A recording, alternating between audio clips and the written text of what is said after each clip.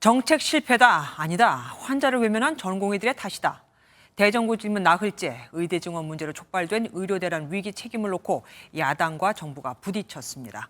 응급실 뺑뺑이 문제로 피해가 속출하고 있지만 뾰족한 방법을 내놓지도 못하고 몇 달째 똑같은 주장으로 싸우고만 있는 겁니다. 오늘 첫 소식 장명훈 기자가 준비했습니다. 더불어민주당은 의대 정원 2,000명 증원이 혼란만 가져온 정책 실패라고 초장부터 쏘아붙였습니다. 의료 공백 상황이 7개월째 계속되고 있지만 정부 태도가 그대로인 게 더 문제라는 겁니다. 정부는 계속 잘했다는 태도를 하고 있어요. 잘못했으면 잘못을 시인하세요. 한덕수 국무총리도 물러나지 않았습니다. 민주당 의원들이 응급실 뺑뺑이로 사망사고가 속출한다고 항의하자 가짜 뉴스라며 언성을 높였습니다. 그거는 가짜 뉴스입니다. 죽어나가요? 어디에 죽어나갑니까? 최선을 다하고 있습니다. 그것은 의사 선생님과 간호사들을 모욕하는 겁니다. 네.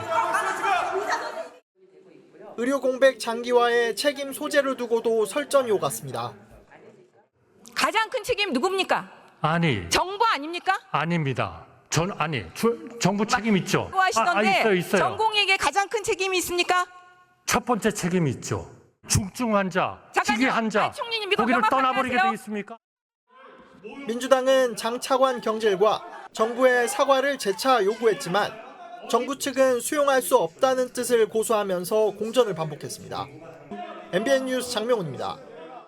여당은 일부 의료단체만이라도 함께해 추석 전 우선 여야 의정협의체를 출범시키자는 입장이지만 야당은 전공의와 의협이 빠진 협의체는 참여하지 않겠다는 입장을 고수하고 있죠.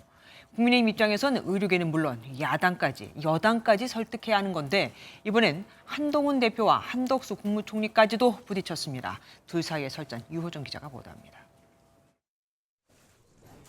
국민의힘 한동훈 대표가 의료계를 향해 정부 측 관계자를 대신해 유감을 표명했습니다. 일부 관계자들이 다소 상처를 주는 발언들이 있었던 것도 사실이었습니다. 여당의 대표로서 그런 일이 있었던 것에 대해서 유감스럽게 생각한다는 말씀을 드립니다. 복지부 차관의 사과나 문책을 요구하는 의료계 주장을 염두에 둔 발언으로 풀이됩니다. 한 대표는 의료계 요구를 최대한 수용하는 모양새를 취하며 추석 전 협의체 출범에 사활을 걸고 있지만 당정 엇박자는 계속되고 있습니다. 이번엔 한덕수 국무총리가 의제 제한 없이 논의부터 시작하자는 한 대표 주장을 정면 반박하고 나섰습니다. 당정 비공개 회의에서 한 총리는 입시 혼란을 우려하며 25년 정원 문제까지 열어두고 논의하는 것을 강하게 반대한 것으로 확인됐습니다.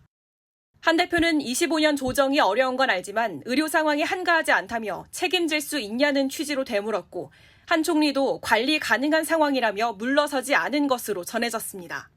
정부가 파악하는 거랑 저희 당이 파악하는 거는 좀 다릅니다.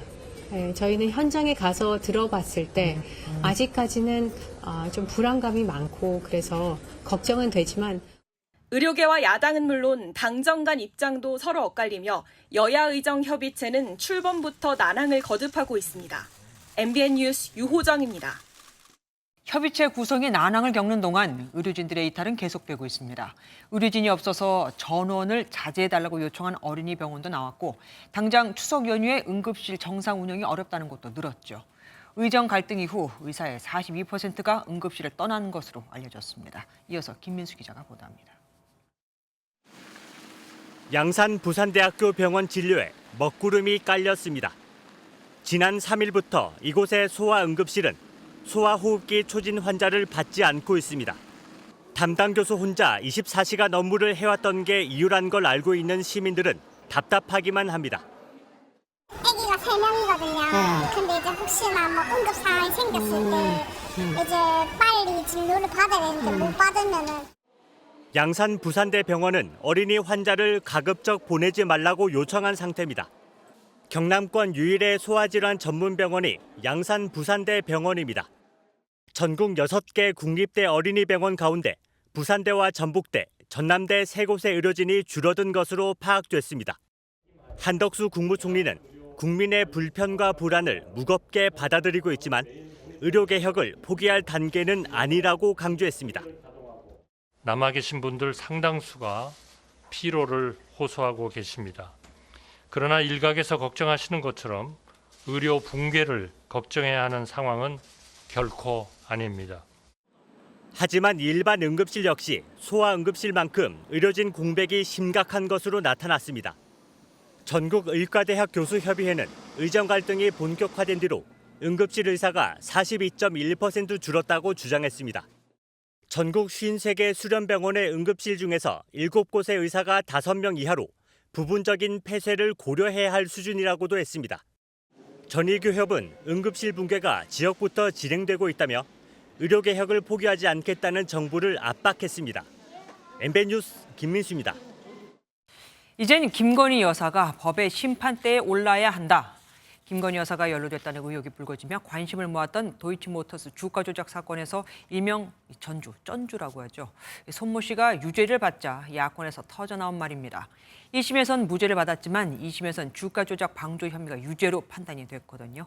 김 여사와 손 씨는 똑같은 혐의를 받고 있습니다. 먼저 이시열 기자가 보도합니다. 권오수 전 도이치모터스 회장이 지난 2009년부터 3년간 전현직 증권사 임직원 등과 공모해 시세를 조작한 의혹을 받는 주가 조작 사건. 이 사건에 김건희 여사의 계좌 3개도 동원됐다는 1심 판단까지 나오며 큰 관심이 쏠렸습니다. 법원이 오늘 열린 항소심에서 권 전 회장에게 징역 3년에 집행유예 4년, 벌금 5억 원을 선고했습니다. 지난해 2월 1심 재판부가 선고한 징역 2년에 집행유예 3년, 벌금 3억 원보다 더 높은 형량입니다. 1심보다 형 무겁게 나왔는데 어떻게 생각하십니까? 차명 계좌를 이용해 시세 조종 행위를 주도적으로 실행한 혐의를 받는 이종호 전 블랙펄 인베스트 대표에게는 징역 2년에 집행유예 3년이 선고되는 등 관련자 대부분에 대해 유죄가 선고됐습니다. 특히 100억 원대의 돈을 댄 전주 혐의를 받고 있는 손모 씨에 대해서는 1심 결과를 뒤집고 유죄로 판단했습니다. 검찰이 2심 재판에서 추가한 주가 조작 방조 혐의가 인정됐기 때문입니다. 손 씨에게 유죄가 선고되면서 유사한 혐의를 받는 김건희 여사에 대한 검찰 수사에도 영향이 미칠 것으로 보입니다. MBN 뉴스 이시열입니다. 도이치모터스 주가 조작 사건 2심 선고, 김건희 여사에 대한 수사에도 영향을 미칠 수밖에 없겠죠. 법조팀 현지호 기자와 더 자세히 알아보겠습니다. 어서 오십시오. 김 여사는 여기서 피고인이 아닙니다. 그러면 이번 주가 조작 사건에 어떻게 연관이 돼 있다고 봐야 합니까? 이게 도이치모터스 사건에서 김건희 여사는 이른바 전주라고 볼 수 있습니다. 주가 조작에 쓰일 계좌를 빌려주고 돈을 대주는 일종의 투자자라고 생각하시면 쉬운데요. 오늘 재판에서 김 여사와 비슷하게 전주 역할을 한 손모 씨에 대해 유죄가 선고됐습니다. 손 씨는 재판 직후 기자들의 질문에 대답하지 않고 얼굴을 가린 채 신속하게 빠져나갔는데요. 현장 상황 한번 직접 보시겠습니다. 네. 방조 혐의 인정됐는데 어떻게 보시나요? 지난해 1심 재판에서는 손 씨를 주가 조작의 공범으로 볼 수 없다며 무죄가 나왔는데 오늘 2심 재판부가 이 판단을 180도 뒤집은 겁니다. 그러면은 2심에서 유죄가 된 이유는 뭡니까? 2심 재판부도 1심과 같이 손 씨가 공범은 아니라고 봤습니다. 하지만 추가된 혐의에 대해서는 유죄 판단을 내린 건데요. 검찰은 2심에서 공소장 변경을 통해 주가 조작 방조 혐의를 추가로 적용했습니다. 결국 2심 재판부가 검찰의 주장을 받아들인 셈인데요. 손 씨가 주가 조작에 직접 가담하지 않아 공범까지는 아니더라도 주가 조작 사실을 알고도 묵인한 혐의는 유죄로 인정된다고 판단했습니다. 그러면은 같은 전주인 김건희 여사에게도 똑같은 혐의가 적용될 수 있겠네요. 네, 김 여사에 대해 방조 혐의를 적용할 수는 있겠지만 이 혐의가 인정될지는 현재로서는 불확실합니다. 그래요? 2심 재판부는 손 씨가 단순히 돈만 빌려준 게 아니라 적극적으로 주가 조작을 방조했다고 봤습니다. 시세 조정 사실을 인식하고 서로의 이익을 위해 인위적으로 주가 부양에 도움을 줬다 이렇게 설명을 했는데요. 김건희 여사와 손 씨는 주가 조작 일당에게 제공한 계좌 수나 금액이 다르기도 하고 관여도 역시 차이가 날 것으로 보입니다. 지금 말씀하신 혐의에 대해서 김 여사에 대한 수사가 서울중앙지검에서 이루어지고 있습니다. 그러면은 이번 재판 결과가 영향을 미칠까요? 네, 검찰은 앞서 김 여사에 대한 대면 조사를 마치고 다른 전주들을 중심으로 수사를 이어가고 있습니다. 네. 손 씨의 방조 혐의가 인정된 만큼 김 여사에 대해서도 같은 혐의를 적용할 수 있을지 일단 확인은 필요해 보이는데요. 다만 검찰에서는 김 여사와 손 씨가 같은 전주이긴 해도 완전히 다른 사례라고 선을 그었습니다. 그래요? 예, 서울중앙지검 관계자는 김 여사의 경우 사실관계가 다르다며 손 씨는 전문 투자자이기 때문에 예외적인 사례라고 밝혔습니다. 검찰은 방조죄 구성 요건이나 법리를 충분히 검토해 수사를 해나가겠다는 입장입니다. 예, 지금까지 뉴스 추적 현지호 기자와 함께했습니다. 이번 토론은 재앙이었다. 토론 준비팀을 경질해야 한다.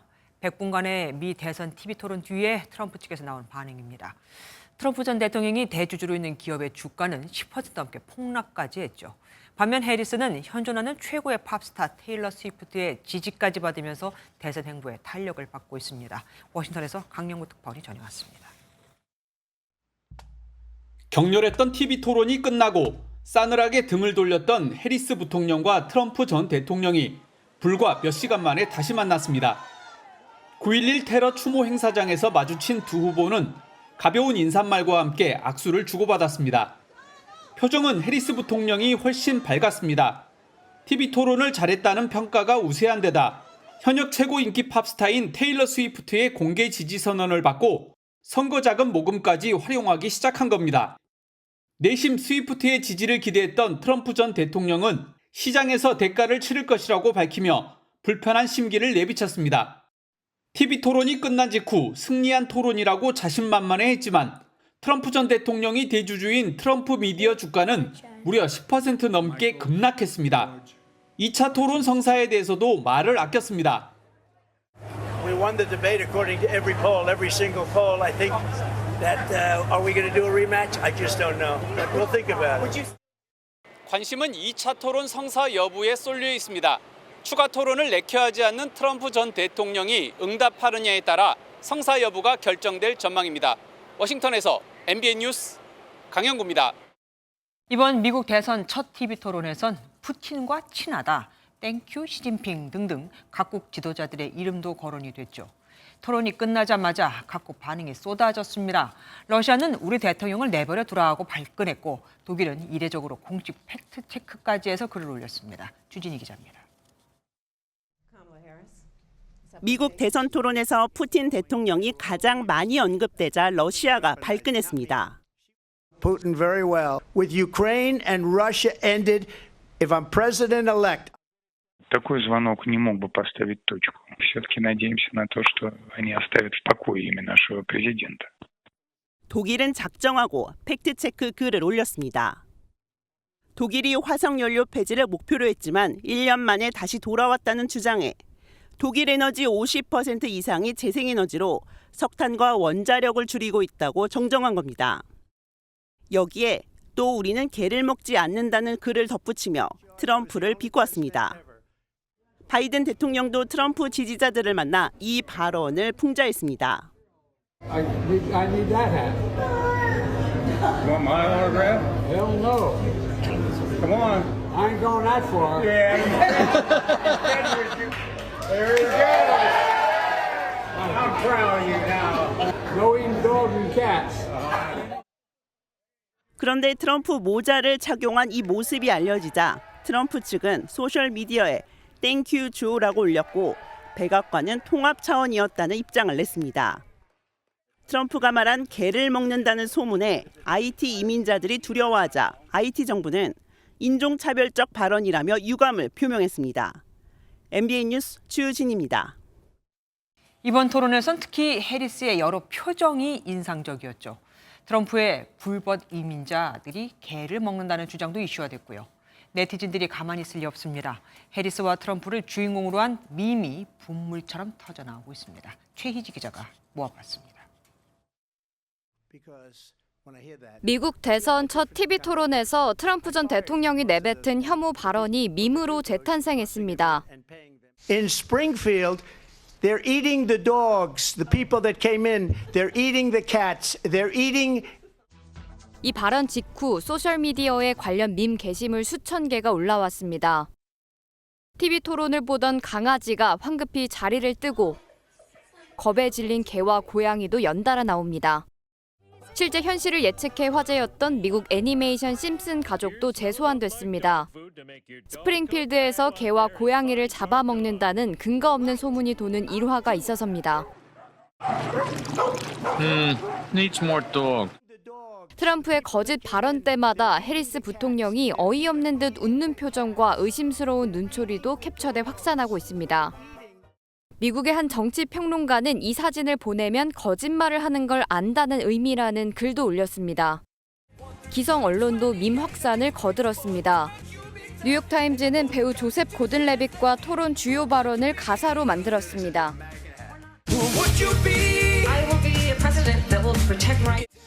갈수록 소셜미디어의 역할이 중요해지는 가운데 밈도 한몫 톡톡히 하고 있습니다. MBN 뉴스 최희지입니다. 다음 소식입니다. 불출석 사유서를 내도 그래서 여야 원내대표가 여기에 허가 도장을 찍었어도 대정부 질문에 나오지 않았다고 질타를 받아서일까요? 장관이 해외 출장 도중에 그러니까 해외에서 장관급 회담을 하던 도중에 대정부 질문에 출석하기 위해 급히 귀국하는 초유의 사태가 벌어졌습니다. 유인촌 문체부 장관 얘기입니다. 실제로 국회 대정부 질문 마지막 날인 오늘도 분위기는 험악했습니다. 시작부터 질타와 야유가 난무한 국회로 김정 기자가 가봤습니다. 김문수 고용노동부 장관이 국회 본회의장 단상에 오르자 야당 의원들의 고성이 쏟아집니다.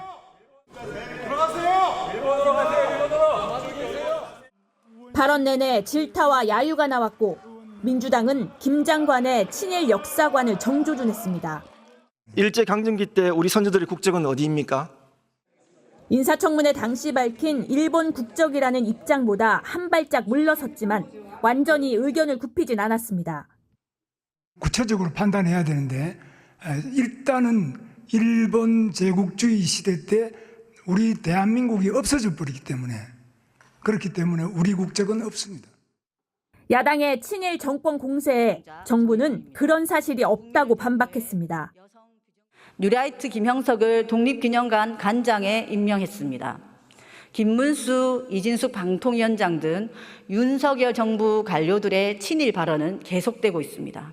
이쯤 되면 나라를 팔아먹는 정부라고 국민이 의심하지 않겠습니까? 뉴라이트라고 말씀을 하시면서 대한민국이 그런 일들을 했다라고 하시는데 그런 의도를 가진 그런 행동을 한 적은 한 번도 없습니다.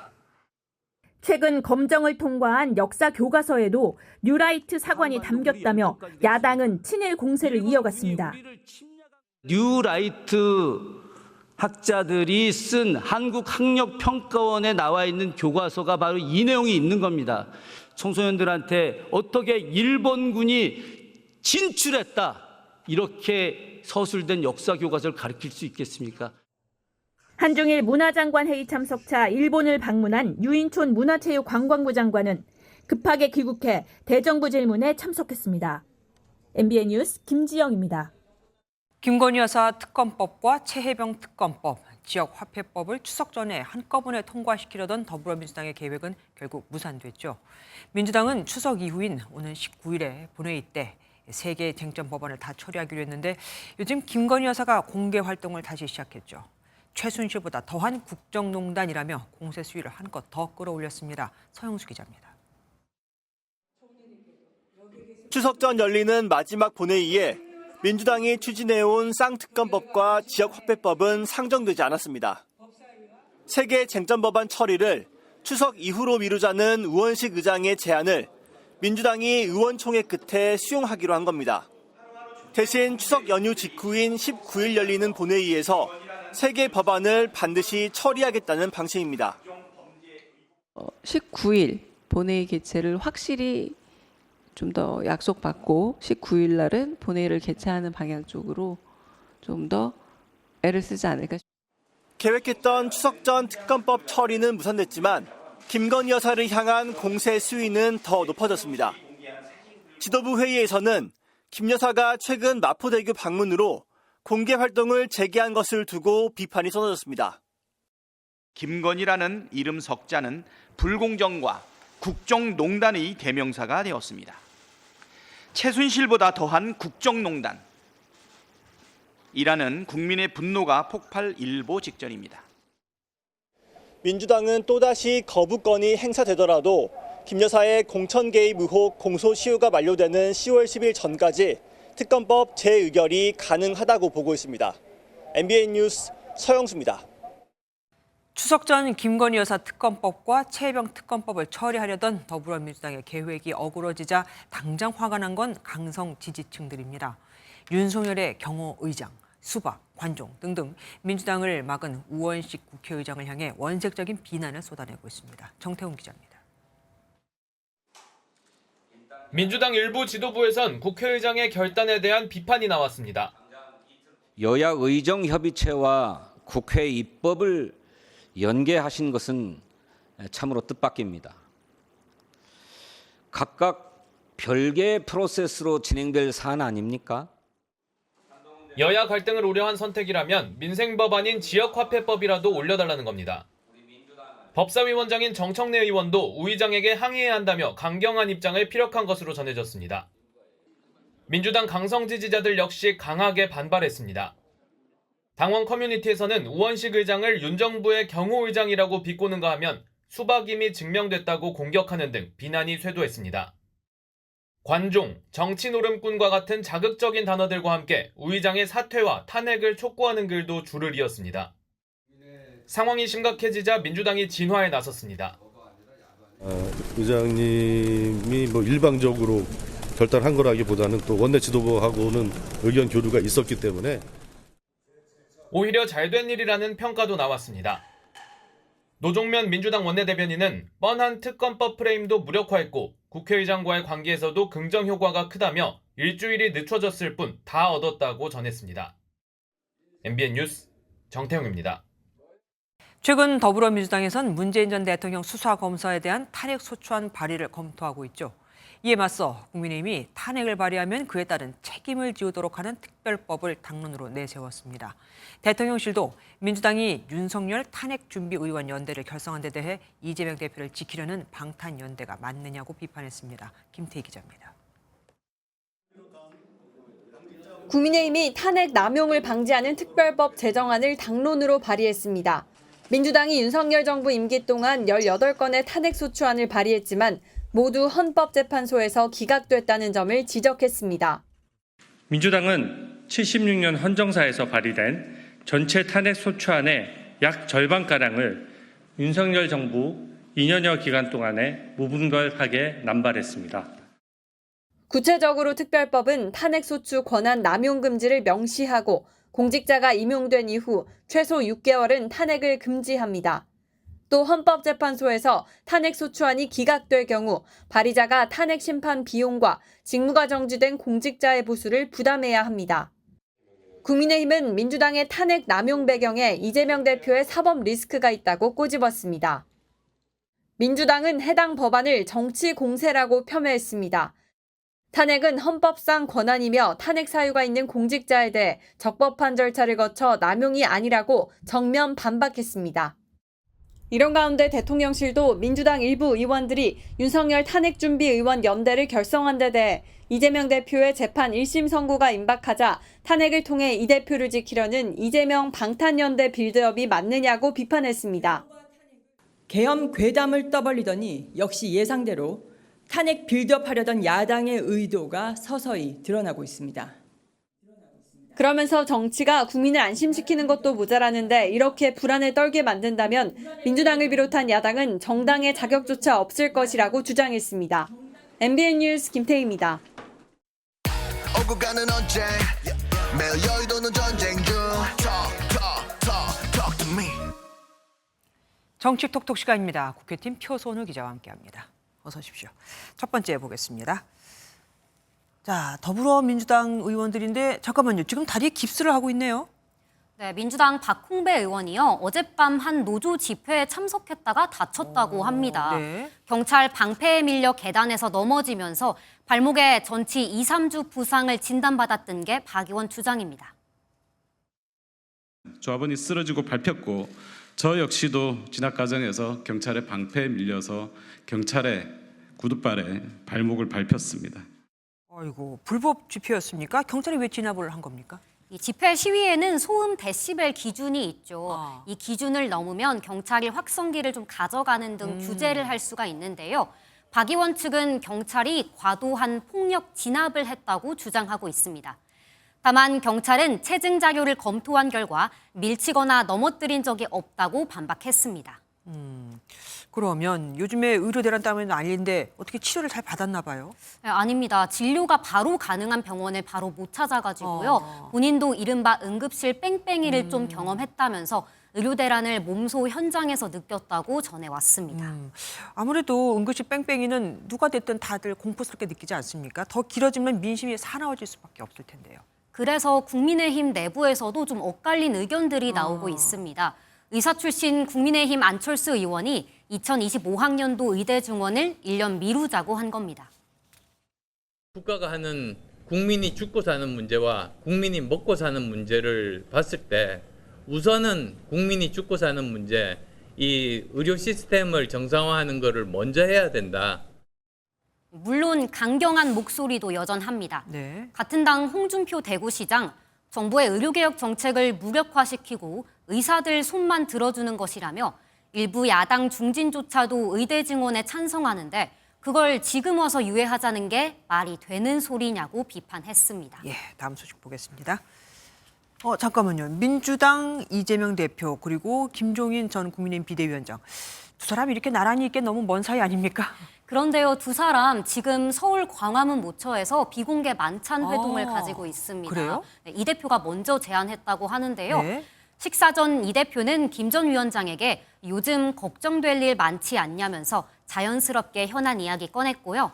김 전 위원장은 걱정될 일 많지만 순리에 맞게 내버려둬야 하지 않겠냐며 답했다고 합니다. 김 전 위원장 하면 함께 떠오르는 단어 킹메이커죠. 네. 의정 갈등 문제부터 거부권 정국 등 각종 현안에 대해서 의견을 구할 것으로 보입니다. 네. 이 대표도 어제 이상돈 전 의원과도 오찬 가졌다고 하더라고요. 역시 이 대표가 먼저 요청했고 배석자 없이 만났다고 하는데요.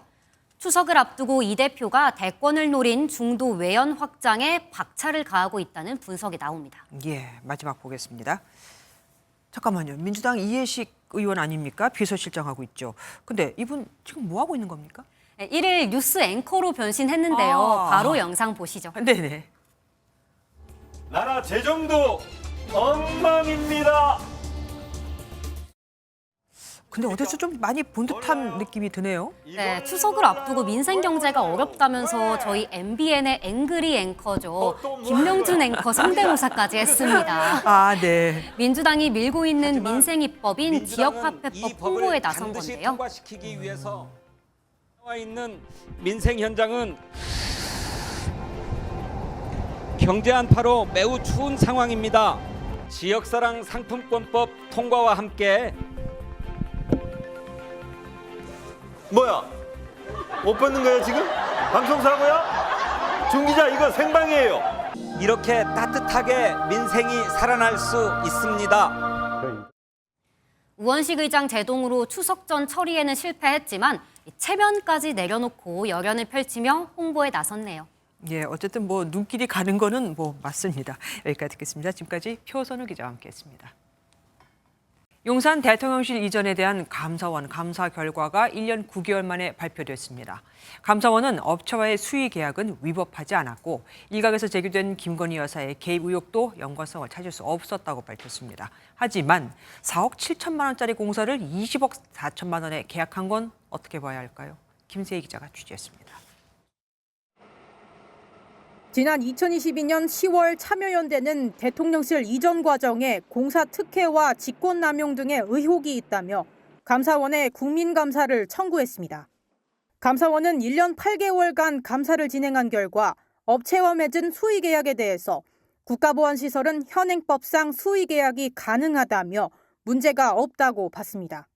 대신 해당 업체가 다른 업체들의 하도급을 주는 과정에서 자격이 없는 업체가 참여하는 등 공사 감독이 소홀했다고 지적했습니다.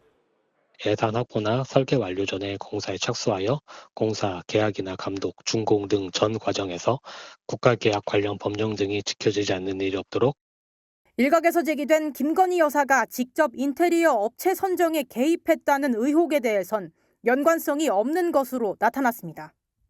감사원 결과에 대해 야당은 반발했습니다.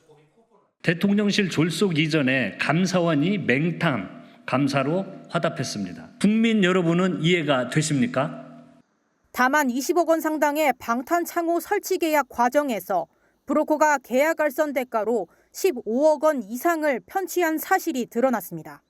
경호처 A 부장이 친분이 있는 브로커를 실질적 사업 관리자로 선정했고 실제 공사 비용 4억 7천만 원을 20억 4천만 원으로 부풀렸습니다. 대통령실은 대통령실 관저 이전 관련 특혜는 없었던 것으로 확인됐다며 경호처 간부에 대해서는 수사 결과에 따라 추가 조치가 취해질 예정이라고 밝혔습니다.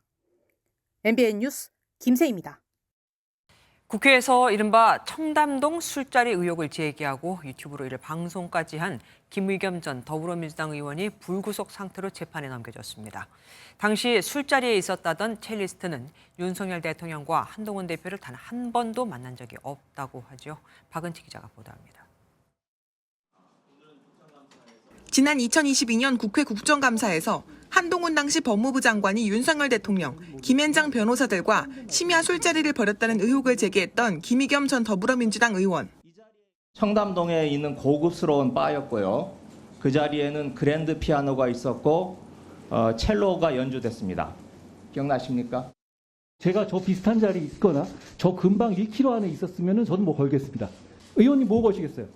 이런 식으로 국무위원을 모욕하는 거에 대해서 자괴감을 느끼고요.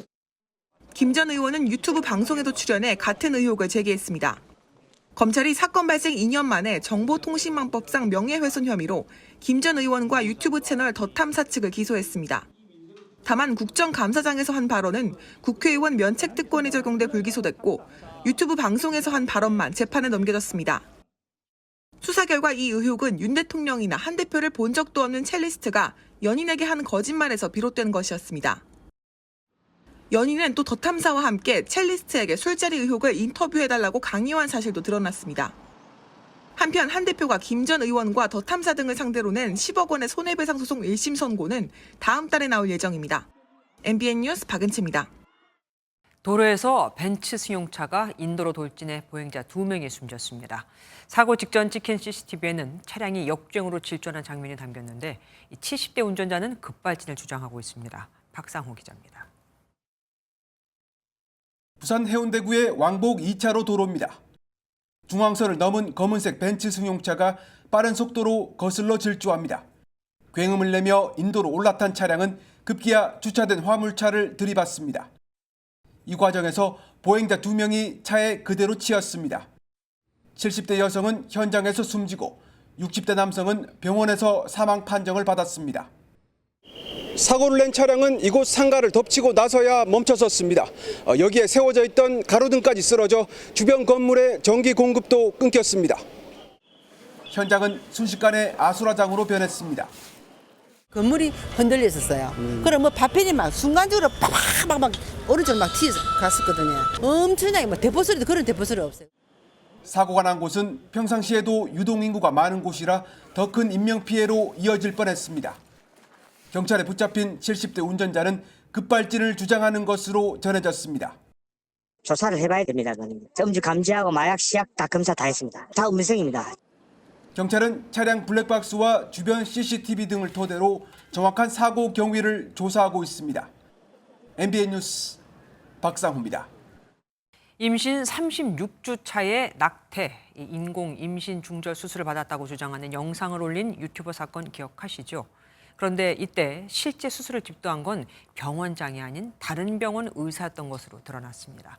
경찰은 병원으로부터 수수료를 받고 인터넷에 낙태 수술이 가능하다는 광고를 올려 임신부와 병원을 연결시킨 브로커도 환자 알선 혐의로 입건했습니다. 장동건 기자입니다. 임신 36주 차 낙태 사건을 수사 중인 경찰이 기존에 알려지지 않았던 실제 집도의를 확인해 입건했습니다. 경찰은 다른 병원 소속 산부인과 전문의가 실제 낙태 수술을 집도했다며 살인 혐의를 적용해 추가로 입건하고 출국도 금지했다고 밝혔습니다. 그러면서 수사 초기에 관계자들이 거짓 진술을 해 70대 병원장이 수술한 것으로 잘못 파악됐다고 설명했습니다. 병원으로부터 수수료를 받고 인터넷 블로그에 낙태 수술이 가능하다는 광고를 올린 브로커도 환자를 알선한 혐의로 입건됐습니다. 해당 광고를 본 지인으로부터 병원 정보를 듣게 된 산모가 실제 수술까지 받게 됐고 유튜브에 낙태 후기 영상을 올리게 된 겁니다. 집도의와 브로커가 추가로 입건되며 피의자는 총 8명으로 늘었는데 경찰은 수술에 참여한 의료진 6명 전원에 대한 조사도 진행했습니다. 태아가 산모의 뱃속에서 숨졌는지 배 밖에서 사망했는지가 살인죄 적용 여부의 핵심인데 의료진들의 진술이 엇갈리거나 일관되지 않은 것으로 알려졌습니다. 경찰은 종합병원 산부인과 전문의 등을 통한 의료감정도 진행해 혐의 입증에 주력할 계획입니다. MBN 뉴스 장동건입니다. 어젯밤 서울 동부 간선도로에 있는 방음터널 천장 구조물이 해체 작업 도중에 무너져 내렸습니다.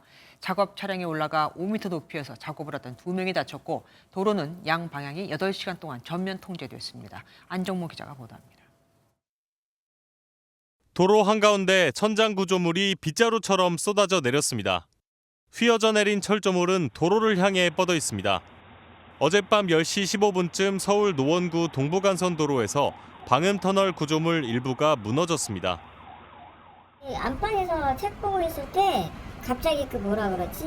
우당탕탕탕 뭐 무너지는 소리 있잖아요. 그냥 이렇게 매몰된 식으로 떨어져 있더라고요. 이 사고로 5m 높이에서 철거 작업을 하던 50대 남성이 턱뼈에 골절상을 입었고 60대 남성이 다리를 다쳤습니다. 천장을 덮고 있던 지붕은 온데간데 없이 텅 빈 모습입니다. 현장 수습 작업이 이어지면서 도로 양방향이 전면 통제됐지만 약 8시간 만에 통행이 재개됐습니다. 서울시는 작업자들이 방음터널을 해체하는 과정에서 사고가 벌어진 것으로 보고 있습니다. 해당 구간에 폭을 넓힌 방음터널을 설치하기 위해 기존의 방음터널을 해체하는 중이었습니다. 이제 철거를 하나씩 해나가는 상황에 이제 중앙기둥부에 힘이 이렇게 이제 좀 쏠려서 하나가 딱 넘어지니까 연쇄적으로 치면서 전도가 된 거죠. 서울시는 작업자의 과실이 있는지 등 정확한 사고 경위를 조사하고 있습니다. MBN 뉴스 안정모입니다. 서울 연희동 연세대 인근 도로에서 큰 땅꺼짐이 발생한 지 불과 열흘 만에 이번엔 안암동 고려대 앞에서도 땅꺼짐 현상이 발생했습니다. 지난해 이미 서울시가 집안 탐사를 했고 구멍을 발견해서 복구 작업을 다 한 곳입니다. 서울시는 이번 사고도 빗물로 인한 단순 침하라고 조금 전에 결론을 내렸는데 전문가들의 생각은 달랐습니다. 강서영 기자가 취재했습니다. 서울 고려대역 인근 왕복 4차선 도로 한가운데 파란 천이 덮여 있습니다. 어젯밤 10시쯤 깊이 1m의 땅꺼짐이 생기면서 긴급 복구를 해둔 모습입니다. 땅꺼짐은 이렇게 대학교 앞 횡단보도 바로 옆에 생겼는데 낮 시간에 발생했다면 더 큰 인명피해가 났을 것으로 보입니다. 제가 자주 왔다 갔다 하는 길에서 싱크홀이 발생하게 되니까 이제 좀 평소보다 더 와닿게 느껴지는 것 같습니다. 서울시는 사고 원인을 빗물 등으로 흙 속에 미세한 구멍이 생겨 발생하는 단순 침하로 결론 내렸습니다. 전문가들의 생각은 다릅니다. 땅 밑에 경전철 공사를 하고 있는데요. 그러니까 거기 노후 관로도 없다 그러잖아요. 그러면 이 터널의 영향으로 보는 게 뭐 합리적인 추정이죠. 사고 현장에서 20m 떨어진 곳에선 동북선 경전철 공사가 진행 중입니다.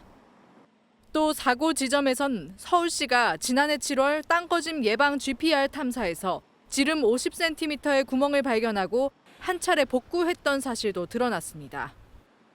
당시 구멍이 크지 않고 하수관도 없다는 이유로 서울시는 매년 점검해야 하는 이른바 특별 구간으로 격상시키진 않았습니다. MBN 뉴스 강서영입니다. 걸그룹 뉴진스가 소속사 경영진 간 4분에 대해 직접 입장을 밝혔습니다. 하이브를 작심 비판하며 민희진 전 대표의 복귀를 요청한 겁니다. 요구가 수용되지 않으면 전속 계약 분쟁으로 갈 수도 있다는 관측이 나오는데 팬들은 하이브 내 뉴진스의 왕따 조사까지 의뢰한 상태입니다. 김문영 기자가 보도합니다. 회사의 경영권 싸움에 당사자인 걸그룹 뉴진스가 입을 열었습니다. 예고 없이 새로 개설한 유튜브 채널에서 30분간 라이브 방송을 한 뉴진스 5멤버는 민희진 전 어도어 대표의 복귀를 요청했습니다. 민 전 대표가 해임된 뒤 사적인 기록이 유출되고 다른 그룹의 매니저에게 무시당하는 일을 겪는 등 미래가 걱정된다고 말했습니다.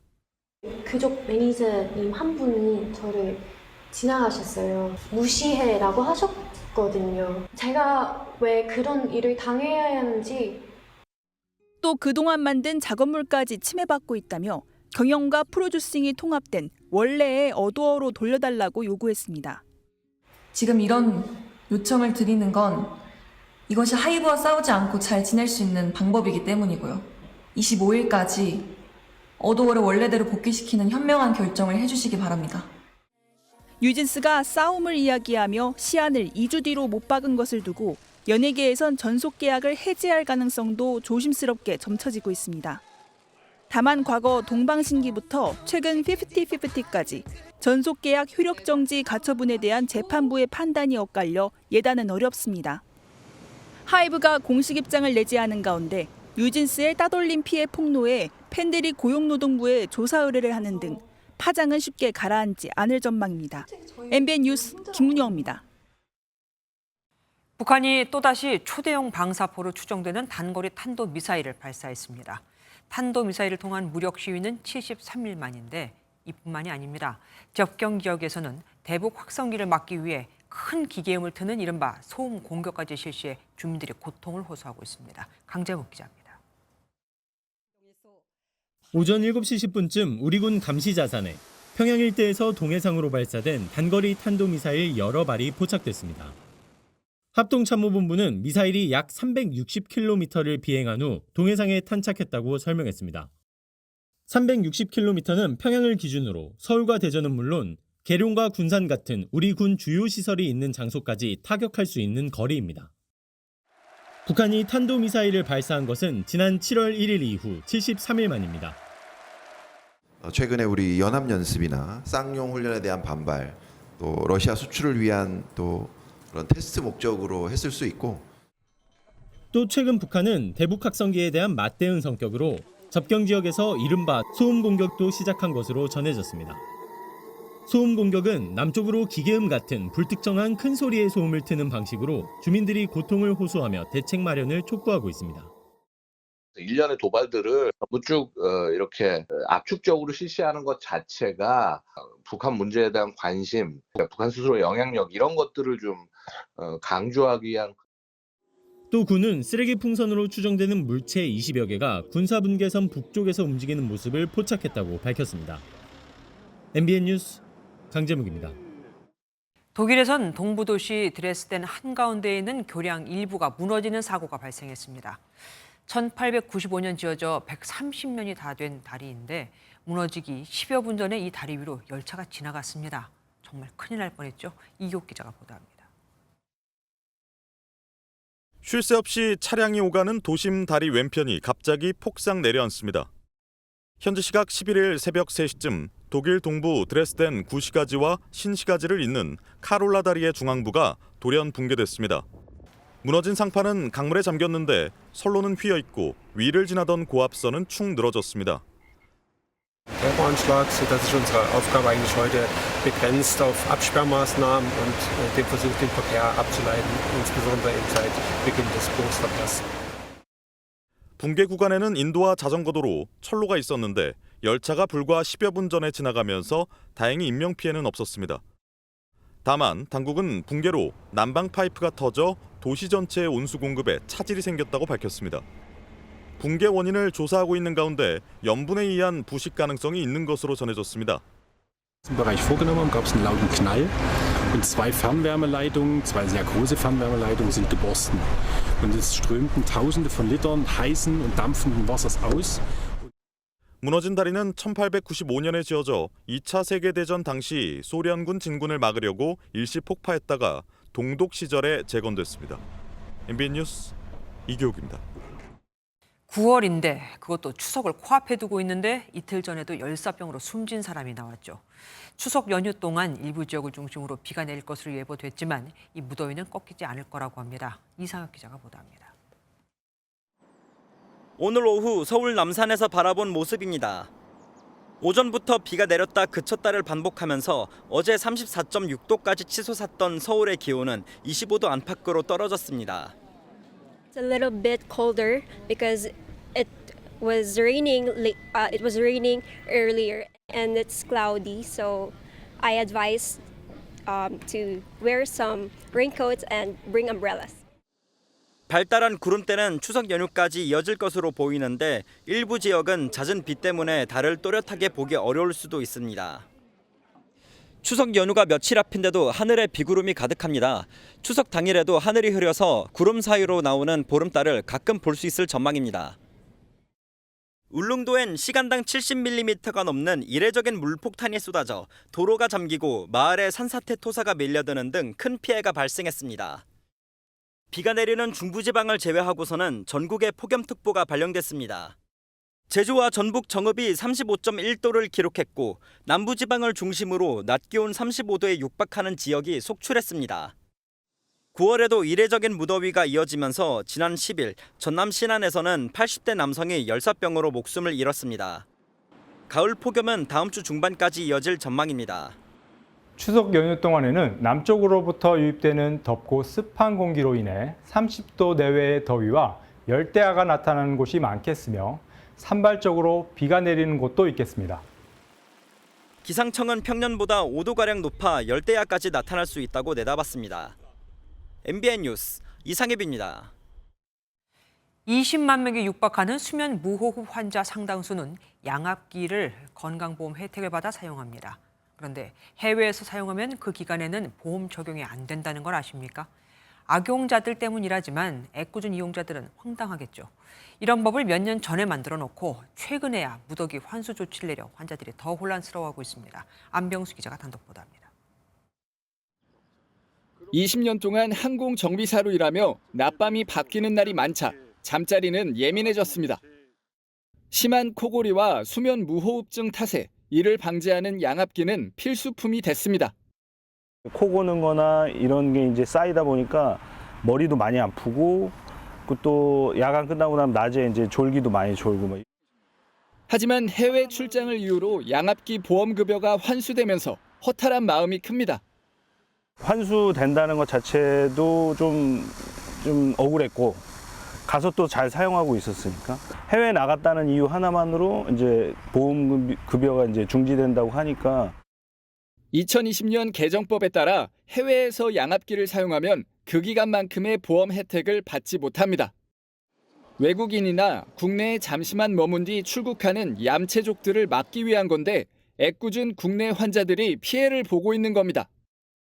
수면 무호흡증 환자는 20만 명에 육박하고 보험 혜택을 받는 양압기 사용자도 10만 명이 넘습니다. 게다가 행정 전산망이 제대로 갖춰지지 않아 법을 만든 지 4년이 지나서야 본격적인 처분이 이뤄졌고 올해만 2만 건의 무더기 환수 조치가 내려진 걸로 확인됐습니다. 현실을 고려하지 않은 법 제정과 부실 행정으로 환자 불편을 초래했다는 지적입니다. 건강보험공단은 추가 환수 조치를 중단하고 관련 고시 제정 등 제도 개선을 검토 중이라고 밝혔습니다. MBN 뉴스 안병수입니다. 아파트 등 부동산 공시가격을 시세의 90% 수준까지 끌어올리겠다는 문재인 정부의 현실화 계획을 폐지한 현 정부가 새 개편안을 내놨습니다. 현실화율 대신 직전 공시가격에 그해 시세 변동률을 곱해서 공시가격을 결정하겠다는 겁니다. 올해 서울 아파트값이 급등했죠. 내년 보유세가 크게 뛰는 게 아니냐는 우려가 나옵니다. 최은영 기자입니다. 서울 마포구의 한 대단지 아파트입니다. 시세의 90%까지 올리는 공시가격 현실화 로드맵에 따라 2019년 7억 원 선이던 전용 면적 84제곱미터 공시가격은 2022년 12억 원까지 높아졌습니다. 세금 부담이 커지자 정부는 일단 지난해 현실화 계획을 멈췄고 이번엔 현실화율 대신 시장 변동률을 도입하는 개편안을 내놨습니다. 전년도 공시가격에 해당 부동산의 1년간 시세 변동 비율을 곱하는 방식인데 실거래가와 감정가 등이 복합적으로 반영됩니다. 정부는 내년 공시가격부터 적용하기 위해 이달 중 개정안을 발의해 법안 통과에 주력할 계획입니다. 국민 인식에 부합하도록 시장의 변화가 공시가격에 충실하게 반영되는 방식으로 산정 방식을 변경하겠습니다. 시세 변동만을 반영하는 구조로 설계돼 있어 최근 가격이 급등한 강남권 등 서울 새 아파트의 보유세는 크게 늘어날 수 있습니다. 집값 급등락에 따른 세수 불안정과 조세 저항 가능성도 우려됩니다. 서울과 지방이 틀리겠죠. 지방은 시세 변동률이 마이너스인 곳도 있으니까 오히려 떨어질 가능성도 있는 거고요. 정부는 야당 반대로 관련법이 국회를 통과하지 못하면 2020년 수준인 69% 현실화율을 적용하는 방안도 검토한다는 방침입니다. MBN 뉴스 최인영입니다. 추석 연휴 오랜만에 찾은 부모님. 그런데 이유 없이 화를 내고 의심을 하거나 방금 했던 대화도 까먹으신다면 치매 검사를 받아보는 게 좋습니다. 완치가 어려운 만큼 최대한 빨리 치료를 시작하는 게 최선입니다. 신용수 기자가 보도합니다. 치매 고위험군 대상으로 진행되는 예방 운동 프로그램이 한창입니다. 어르신들이 팔다리를 이리저리 움직이며 운동 산매경에 빠져 있습니다. 운동 치료를 통해서 감각을 자극시키고 작업 치료를 통해서 인지 기능 개선을 일으켜서 어르신들의 치매 예방을 국내 65세 이상 치매 환자는 올해 100만 명을 넘길 전망입니다. 현재 추세대로라면 2038년에는 200만 명을, 2048년에는 300만 명을 넘어서게 됩니다.